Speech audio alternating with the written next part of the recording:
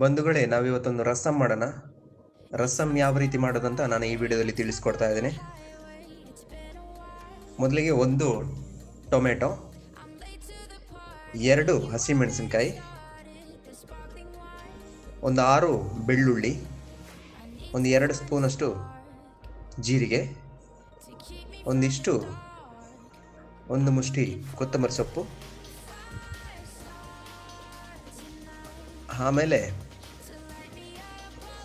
ಆಮೇಲೆ ಇದಕ್ಕೆ ಮೆಣಸು ಇದ್ದರೆ ಮೆಣಸು ಹಾಕ್ಕೊಳ್ಳಿ. ಕುಮಟೆ ಮೆಣಸು ಇದ್ದರೆ, ಇಲ್ಲ ಅಂದರೆ ಮೆಣಸಿನ ಹುಡಿ ಇದ್ದರೆ ಹುಡಿ ಹಾಕ್ಕೊಳ್ಳಿ. ನಾನು ಹುಡಿ ಹಾಕ್ಕೊಳ್ತಾ ಇದ್ದೇನೆ. 1 ಸ್ಪೂನಷ್ಟು ಅರಶಿನ. ಇದನ್ನು ನಾವು ಇವಾಗ ಮಿಕ್ಸಿಯಲ್ಲಿ ಗ್ರೈಂಡ್ ಮಾಡೋಣ. ಗ್ರೈಂಡ್ ಆಗಿ ರೆಡಿಯಾಗಿದೆ. ಇನ್ನು ನಾವು ಬನಾಲೆ ಇಟ್ಟು ಅದಕ್ಕೆ ಒಂದು 25 ml ಅಷ್ಟು ಆಯಿಲ್ ಹಾಕ್ಕೊಳ್ಳಿ.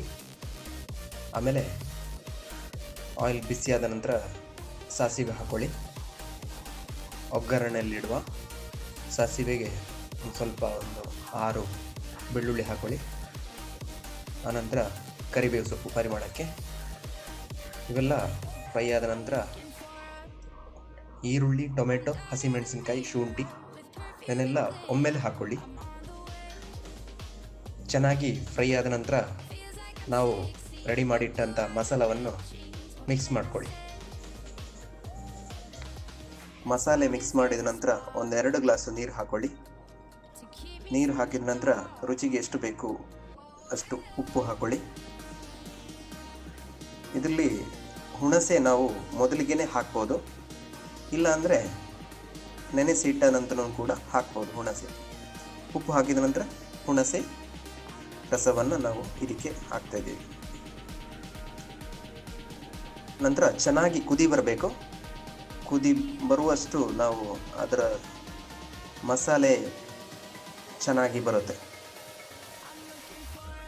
ನೋಡಿ, ಈಗ ಕುದಿ ಬರಲಿಕ್ಕೆ ಸ್ಟಾರ್ಟ್ ಆಗಿದೆ.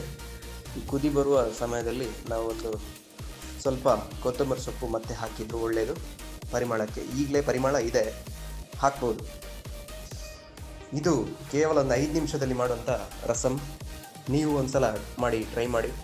ಇದನ್ನು ಹಾಗೆ ಕುಡಿಬೋದು. ಇದನ್ನು ವೈಟ್ ರೈಸಲ್ಲೂ ಜೊತೆಗೆ ಊಟನೂ ಮಾಡ್ಬೋದು. 5 ನಿಮಿಷದಲ್ಲಿ ಮಾಡುವಂಥ ರಸಂ.